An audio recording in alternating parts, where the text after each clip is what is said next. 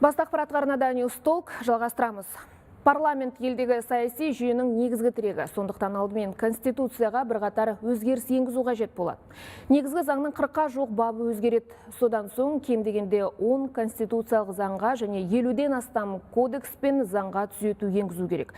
Әрине бұл жұмыстың бәрін табан астында бір сәтте жүзеге асыру мүмкін емес, тыңғылықты дайындық керек деді президент парламенттік реформа жөніндегі жұмыс тобының бірінші отырысында.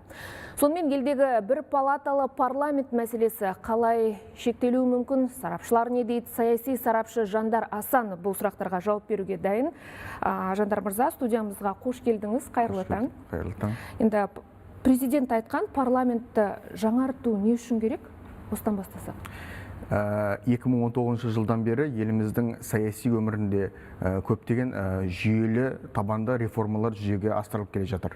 Атап айтқан болсақ, мемлекет басшысының күшті президент, ықпалды парламент, есеп беретін үкімет тұжырымдамасы осының заңды бір жалғасы ретінде осы бір қазіргі биылғы осы парламенттің реформалау соның осы тұжырымдаманың осы мемлекеттік саясаттың жалғасы ретінде қарастыруға болады. Жалпы парламентті реформалау, бір палаталы парламентке көшу, ол мемлекет басшысы атап өткендегідей осы әлемдік халықаралық тәжірибедегі бар тәжірибе. Бұл не береді? Бұл біріншіден осы жаңа саяси мәдениетті қалыптастырады. Екіншіден парламент пен қоғам арасындағы жаңағы байланысты коммуникацияны жаңа бір деңгейге көтереді. Бұл түптеп қараған кезде кез келген жаңағы өзгерістер, ақылдасып шешілетін мәселелер, бұның барлығы да осы бір жаңа саяси мәдениеттің қалыптастыруға ықпал етеді. Екіншіден, мынау қоғамның үніне құлақ асатын мемлекет тұжырымдамасының, соның жаңағы саяси шешімнің әрмен қарай жалғасуға ықпалын тигізеді. Жалпы парламентті өзгерту, парламентті бір палаталы парламентке көшіру осы қазіргі кездегі қоғам сұранысына сәйкес және де мынау көптеген маңызды мәселелердің тиімді, жүйелі түрде жүзеге асуына ықпалын тигізеді деп атап өтуге болады. Енді бұл өзгерістің барлығы күшіне енсе, бұл халық пен билік арасындағы байланысты жақсартуға септігін тигізеді ғой? Әрине, әлбетте, жаңағы сөзінің басында атап өткендегідей, осы парламент реформалау билік пен халық арасындағы коммуникацияны жүйелі түрде жүзеге асырады, қоғамдық диалог орнатуға біріншіден, екіншіден мынау заң шығару ісінде және де мынау көптеген әлеуметтік мәселелердің оңтайлы шешілуіне осы қоғамның, әсіресе халықтың қатысуын қамтамасыз етеді. Яғни мынау қазіргі президент атап өткен парламент жүйесін іске қосу және де осы көптеген ұсыныстардың, азаматтардың тілектерін, талаптарының жаңағы осы енгізілуі еліміздің кез келген азаматының өзінің үнін қосуға және де осы заң шығару сияқты көптеген әлеуметтік мәселелердің оңтайлы түрде жүзеге асуына және де осы қоғамға қандай заң қажет, қоғамға қандай нормалар қажет, мінекей соның бағытта талдап таразылауға септігін тигізеді деп ойлаймыз. Енді қазір цифрлық дәуір десек те болады, жасанды интеллект күнделікті өмірімізге еніп жатыр. Енді күллі әлемдегі мемлекеттік басқару жүйесін өзгертіп жатыр, осы цифрландыру.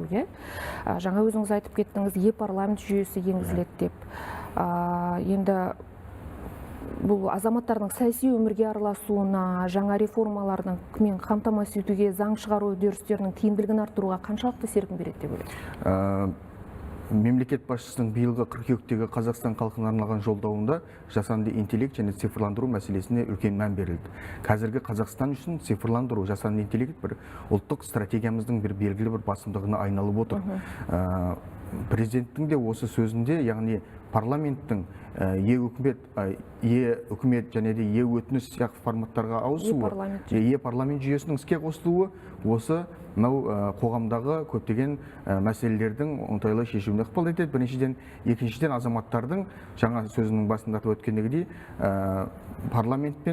парламенттің қоғам мен мемлекет арасындағы дәнекер рөлін атқаруға да септігін тигізеді.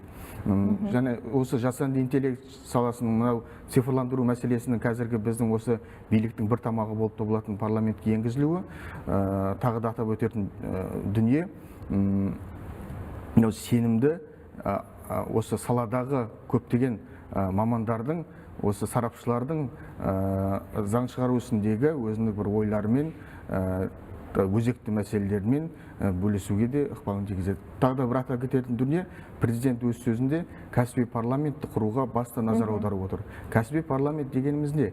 Ол мынау көптеген салаларда майталман, сол саланың жілеген шағы майын ішкен, қазақшылап айтқан кезде, сол саланың майталман мамандарының осы парламент қабырғасына келіп, заң нормаларының шығарылуына және оның іске асуына септігін тигізеді. Біріншіден, екіншіден, заң нормалар мен жобаларды экономикалық тұрғыдан, ғылыми тұрғыдан жан-жақты сараптап, салмақтап, таразылап, оны іске асуына, қабылдануына ықпалын тигізеді. Тағы да бір атап өтерлік дүние, кәсіби парламентте осы жастар саясаты болсын, әлеуметтік мәселе болсын, жоғары білім ғылым саласындағы қазіргі сарапшылар бар, олардың жаңа адамдардың, жаңа кадрлардың, жаңа мамандардың осы еліміздің саяси өміріне араласуына және мемлекеттің одан әрмен дамуына септігін тигізеді деп ойлаймыз. Жандар мырза, студиямызға келіп сұрақтарымызға жауап бергеніңізге рахмет. Құрметті көрермен, бізде қонақта болған сарапшы Жандар Асан болды. Жалғастырамыз.